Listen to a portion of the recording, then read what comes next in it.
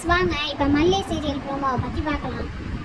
மல்லி சீரியலில் அடுத்து வரப்போகிற கதை என்னன்னா, ரேணுகா மேடம் பொம்மையை வச்சு தனியாக விளையாண்டுக்கிட்டு இருக்காங்க. அந்த நேரம் பார்த்து சுற்றி முற்றி பார்க்குறாங்க, யாரும் இருக்காங்களா இல்லையாண்டே. யாரும் இல்லைன்னு தெரிஞ்சதுக்கப்புறம் டேபிள் மேலே ஒரு ஃபோன் இருக்குது. அந்த ஃபோனை எடுத்து யாருக்கோ கால் பண்ணி பேசலான்னு எடுக்கிறாங்க.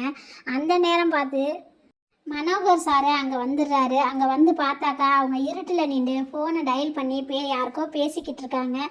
அதை மனோகர் சார் பார்த்துடுறாங்க. இது இருட்டில் நின்று பேசிக்கிட்டு இருக்கியா, இரு உன்னை விஜய்கிட்ட சொல்கிறேன் அப்படின்னு அவங்களாவே பேசிக்கிட்டு இருக்காங்க.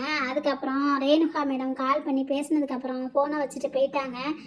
விஜய் இங்கே வான்னு சொல்லிட்டு மனோகர் சார் விஜய் சாரை கூப்பிடுறாங்க. விஜயும் வந்ததுக்கப்புறம் இந்த மாதிரி ரேணுகா என் ஃபோனை எடுத்து யாருக்கோ கால் பண்ணி பேசினா, யாருக்குன்னு தெரியல அப்படின்னு சொல்லிட்டு விஜய் சார்கிட்ட சொல்லிக்கிட்டு இருக்காங்க. அப்படியா அப்படின்னு கேட்குறாங்க.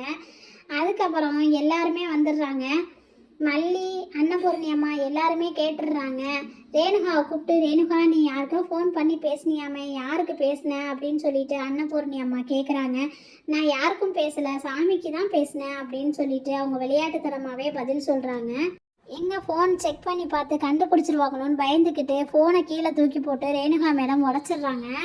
அதுக்கப்புறம் மல்லியும் விஜயும் சேர்ந்து ரேணுகாவை வெளியில் அழைச்சிக்கிட்டு போகிறாங்க. வெளியில் அழைச்சிட்டு போகும்போது காரில் உட்காந்துக்கிட்டே ரேணுகா மேடம் கேட்குறாங்க, மல்லி என்னை எங்கே அழைச்சிட்டு போகிற அப்படின்னு கேட்குறாங்க.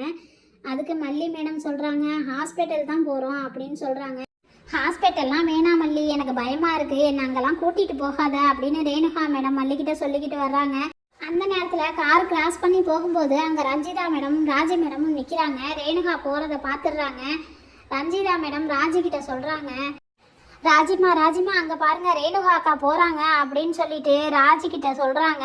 ராஜி மேடம் அதை கவனிக்காமலே யார்கிட்டயோ ஃபோனில் பேசிக்கிட்டு இருக்காங்க.